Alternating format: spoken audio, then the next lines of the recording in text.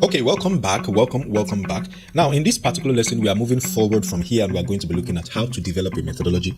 Earlier on, I shared with you three things that contribute to methodology. Number one is what experiences have you had before? What paths have you worked on before that can walk somebody through?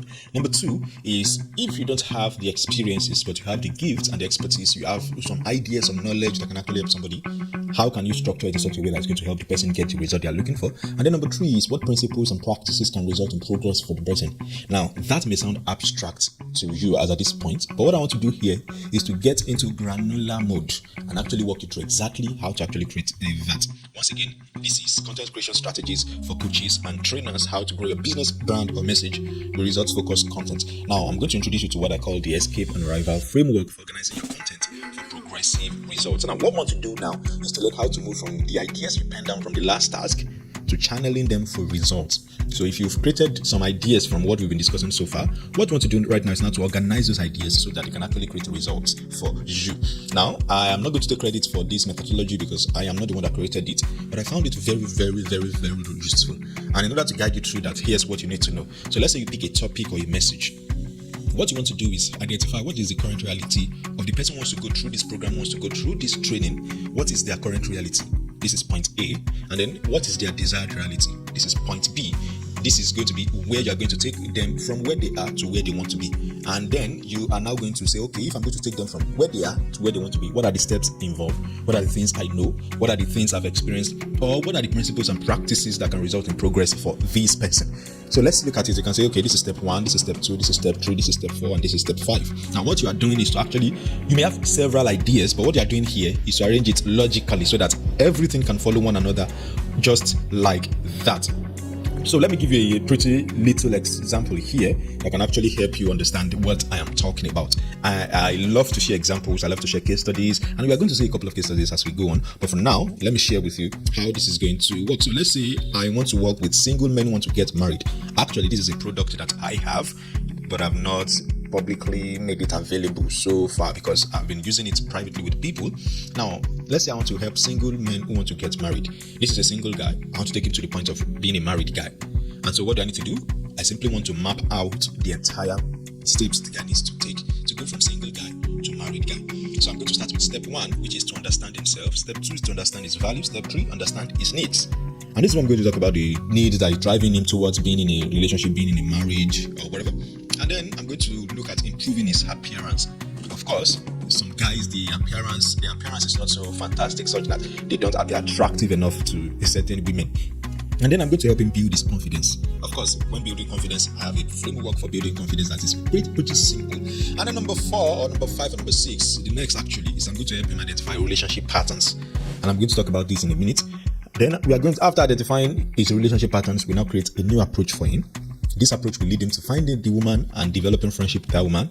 And then he's going to start dating and courting the woman. And he's going to propose and engage her. And then they are going to have a wedding. And of course, he has landed at his destination, which is to be a married guy, isn't it? So if you look at this framework, for example, you realize that you may not go into a lot of details that this is exactly what you need to do, but it actually maps out the entire journey. And because it maps it out like that, I call it a global solution. That is, it is basically taking somebody from point A to point B, from their desired reality to from their current reality to that desired reality. And so what you do is you map it out like that. You map out the entire framework. You map out the entire steps involved. Now, sometimes you can look at it and then combine some of them together. And when you notice that it's too much, I recommend you come up with 3, 5, or 7 steps that a client can actually go through like that. Don't let it be more than 7, unlike what I showed you just now. Eventually, I actually combine them together. But I'm showing you that if that is how I will take a single guy to becoming a married guy, these are the things he needs to walk through in order to become a married guy. Now, I'm going to walk you through how to actually see a different dimension of this. Now, this so far is a global solution. The entire thing is going to do. Now, what I'm going to do here is I'm going to exactly show you that, okay, if I now start working with this guy and then I need to help him identify his relationship patterns, for example, if I need to go deep on this, what do I do? Well, here is this. I call it milestone solution. Now, notice here that everything is just going from single guy straight to married guy. But here, I'm just focusing on helping him identify his relationship patterns. Now, at this point, I call it milestone solutions. Milestone solution is when you go from these big steps and getting deep into each of those steps so that you can actually tell the client what he or she needs to do to actually get the result. So in this case, I want to help this guy identify his relationship patterns. That is, he has no strategy and then want to get to strategy, what does he need to do? Then first thing, I need to help him identify whether he's a tester, identify maybe he's an investor, identify if he's a denier, identify if he's a justifier, identify if he's an idealist, or if he's a realist. Now, each of these may look bogus and unfriendly to you. Actually, tester simply means somebody who goes from one relationship to the other, to the other, to the other, testing and trying to find different things in different ladies. Do you get that? While an investor is somebody that actually goes into a relationship, committing all of himself into that relationship without trying to test other ladies. So the two of them work like this. This is tester. It goes from relationship to relationship. This is investor. It doesn't go from relationship to relationship. It just goes from one person and then commits all of his entire life to that one person. So are you getting that? Now, if I'm able to help him identify that from identify any of these, we can now come up with a strategy that's going to work for him, which is going to help him to get the lady he's actually looking for. Do you get that? Now, let me show you another example. Now, I have a 6-week implementation program called Lasting Transformation, which focuses on coaches who want to create results, really high impact results for their clients. Now, the entire journey, that is the client journey, the coach journey in this particular program, is that how to take them from no real results for clients to where they have high impact, lasting results for clients, to where they are able to create high impact and lasting results for clients. So what do I need to do in this case? Well, I need to start with the same methodology, with the same step rather. So what do I need to do? First, I need to help this coach understand and master his personal superpowers. This is so that the coach will not be using other people to determine his own level of success. Of course, that happens with a lot of coaches, don't you think so? So the goal with this first step is for the coach to master his own personal superpowers. By the time he masters his personal superpower, he knows his strength, he knows his weak part. And then number 2, we look at mastering leadership and confidence. This is where this coach now develops enough confidence in order to take whatever result you want to take it out to people. And then we move from there and then look at mastering influence. I typically always say that if you want to influence others, you need to identify what influences them. And so what you are doing at this step is to master influence. The next step is that you master behavioral change. Now, mastering behavioral change comes down to 5 things, and of course, it's a system that I developed as well.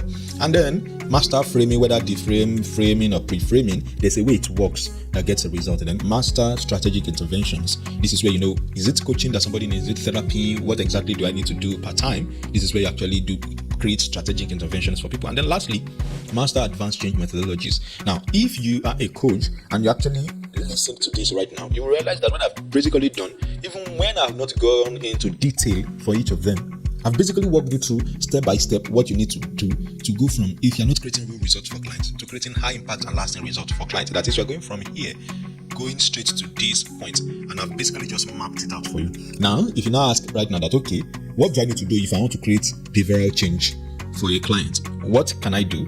And so with that, we get into milestone solution again. You remember, global solution is when you go from point A down to point B, and then milestone solution is when you actually, the big results, to actually focusing on the tiny results so that you can actually create tiny results for a client. That is the granular part. Now, in this case, we want to look at when you're unsure of how to help a client change a behavior, and you want to go to the point where you can now change behaviors for clients. So what do you need to do? First, understand the scenarios in their lives. The scenarios are basically the things that have happened that have resulted in certain behaviors repeating itself over time. Then scripts. You get to understand their beliefs, decisions, their values, the things that drive them, the scripts, the internal scripts that they are running, the internal operating system that they are running. And then you understand the stories they are telling themselves and the external stories they are telling others. Because I always say that there are 2 layers of stories. There's a story you tell others and there's a story you tell yourself. The one that is most powerful is the story your clients tell themselves. And then once you do that, you now come to states, where you now understand states, brain state, body state, spirit state, or mind state. And then you now understand behaviors, that is an actual behavior and there is expected behavior. So how can you take expected behavior and match it with actual behavior such that the person can always perform up to par per time? And then lastly is you repattern and then you reinforce that. Now, if you are listening to this, watching this right now, you will notice that what I have actually done is to walk you through exactly what you need to do to be able to create results for a client who wants to change behaviors. Now, you go from big ideas, then you now get into details of each of them. That's basically what it means to create a framework with this escape and arrival methodology. So, what you need to do right now is to actually identify, where is your client currently? Where is your client currently? Where do they want to get to? Where does your client want to go to? So in order to do that, I want you to right now create a statement like this. My client wants to escape from dash. The example could be the feelings of cluelessness, hopelessness, confusion, and powerlessness to arrive at dash. Example, clarity of purpose, personal power, and creativity, depending on you. In education, this is called entry behavior and behavioral objective. At every point in time, you need to understand that our clients are escaping from something and trying to arrive at something. If you think back to some things I have discussed with you so far, you will realize that even yourself, you want to escape pain and arrive at pleasure. If you think about it right now, you see that you want to escape where you don't know how to create content that can be used over time, and you want to get to where you can actually create content that actually gets results. Isn't that what you are actually going through in this program right now? So with every product, there's where clients want to escape from and there's where they want to arrive at. You need to find that out and then map out how they will get to that. And then mapping it out like this is what gives you your unique methodology. This is what gives you your unique methodology. This is what gets you to be the expert, be this unique. It helps you to create a distinction. So if somebody wants to go from a sexless marriage and arrive at a renewed marriage that they are free to explore all things sex, maybe your clients maybe they are tied and bound to a job they don't like, or maybe they are tied and bound to an addiction they want to get away from. The list is endless, but you need to map it out like this. Once you map it out like this, you create your unique methodology. Now, when you create your unique methodology like that, you can take that to the market and sell it over and over and over again. In fact, you can pick each aspect of your methodology and create blog posts, create podcasts, create social media images, create as many things based on that your framework. With that, you have a lot of things that you can actually cover, and you just take them in tiny bits, and before you know it, you have run an entire year without running out of content. Do you get what I've just explained to you right now? And so this is how you actually create content that actually gets a result. My name again is Dayo Samuel, and I'm going to see you in the next lesson. We are going to walk you through another method where